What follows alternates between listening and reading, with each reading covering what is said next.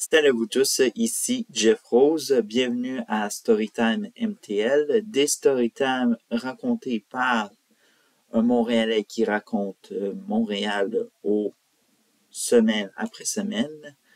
Alors donc aujourd'hui on va parler de violence armée. Je sais c'est pas un sujet qui est très intéressant ou super léger, mais évidemment on peut dire que c'est un petit peu léger parce que on a pour vous la solution, alors donc la solution montréalaise qui s'est imposée et qui a eu des résultats assez concrétisants. Alors, si vous êtes dans une ville à travers le monde qui est pris avec une épidémie de violence armée, eh bien, je vais vous raconter comment Montréal a pu s'en sortir et ça commence maintenant. Alors donc, nous sommes en 2021. 2021, Montréal est pris avec une série d'épisodes de violence par arme à feu incroyable. Et évidemment, il y a un sentiment d'insécurité qui se fait dans la ville et Valérie Plante est visiblement le bouc émissaire à cette situation.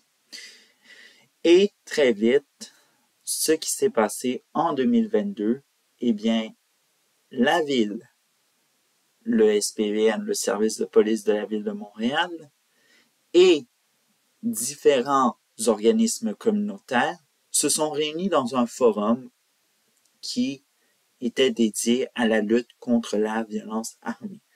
Grand résultat, eh bien, les événements impliquant des armes à feu, donc dans un rapport qui va du 1er janvier au 30 septembre 2023, nous permet de voir qu'il y a une baisse progressive d'événements, comme je l'ai dit, impliquant des armes à feu. Dans les meurtres, on observe une réduction de 44% d'armes à feu, tentatives de meurtre 30%, et ainsi des coups de feu sans victime qui s'élève à 28%. Alors donc, vous voyez à quel point que les événements impliquant les armes à feu et ces réductions ont très bien marché et même d'ailleurs, la semaine dernière, il y a eu un autre forum pour de plus en plus continuer dans cet élan pour réduire les événements impliquant des armes à feu. Mais malgré toutes ces félicitations de Martin Prudhomme qui est directeur général adjoint à la sécurité urbaine, et en dépit de Valérie Plante qui, elle, ne sert juste qu'à faire des sourires et se dire que je suis l'héroïne, en effet, qui n'est pas l'héroïne, eh bien, il y a un autre phénomène qu'ils ont passé sous le tapis. C'est bien la hausse des cas de violence armée chez les mineurs. Malgré que la ville travaille pour mettre en place des installations, que ce soit sportives ou artistiques ou même des maisons de jeunes, qui est un peu le classique, eh bien, la ville a totalement vu en 5 ans le taux d'arrestation de jeunes de moins de 17 ans avec une arme blanche passer de 22 arrestations à 52 arrestations. Alors donc, évidemment, est-ce qu'on peut parler d'une épidémie? Je ne pense pas, mais visiblement, c'est très inquiétant parce qu'on parle de mineurs et on sait très bien que malgré cela, il y a des choses qui se font. Alors donc, il y a simplement la ligne téléphonique renfort destinée aux familles qui veulent se faire aider ou même épauler dans des situations lorsque leurs enfants ont des comportements criminels. Évidemment, je pense que c'est la bonne chose à faire, mais il faut plus que des lignes téléphoniques ou des maisons de jeunes, il faut aussi de la prévention. Mais or, il y a des personnes qui se disent ça pourrait être stigmatisant. Alors donc, qu'est-ce qui est stigmatisant?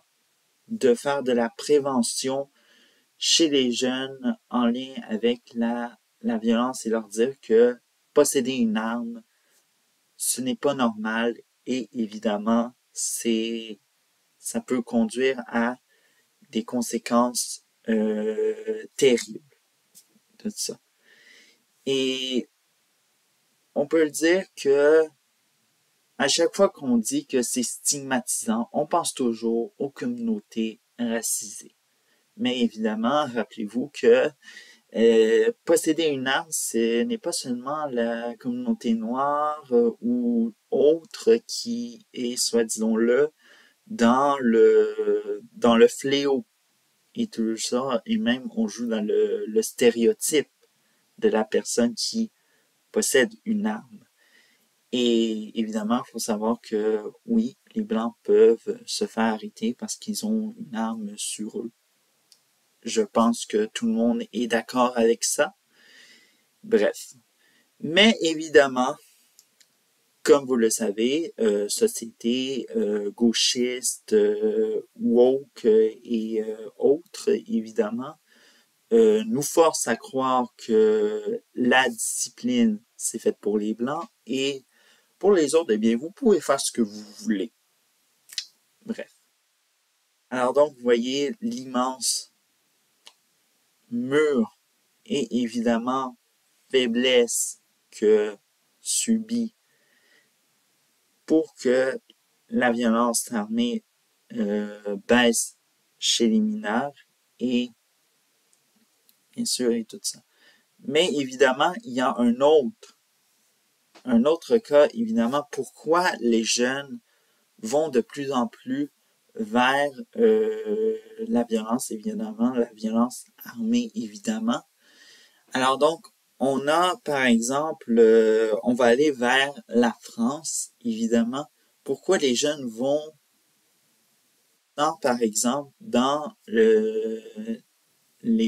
parce que ça vient peut-être aussi des gangs de rue, pourquoi ils vont vers cette violence et tout ça? Parce que, évidemment, c'est stéréotypant, mais évidemment, c'est une vérité. Alors donc, il y a de plus en plus une présence diminuante de présence paternité et tout ça. Alors donc, le père est de moins en moins présent. Soit il est plus dans la vie du jeune, ou sinon il est tout simplement séparé parce que la mère veut avoir comme genre une liberté financière, ou sinon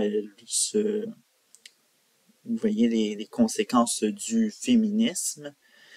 Et malheureusement, la mère qui travaille à la tâche, qui se tue à la tâche, parce que c'est ça un peu la vérité, c'est que elles sont de moins en moins présentes pour les jeunes, et des fois, il paraît que c'est le grand frère ou la grande sœur qui est là, et malheureusement, des fois, les mauvaises fréquentations commencent là, et évidemment, et là je dis que ce n'est pas tout le monde, évidemment, c'est dans certains cas.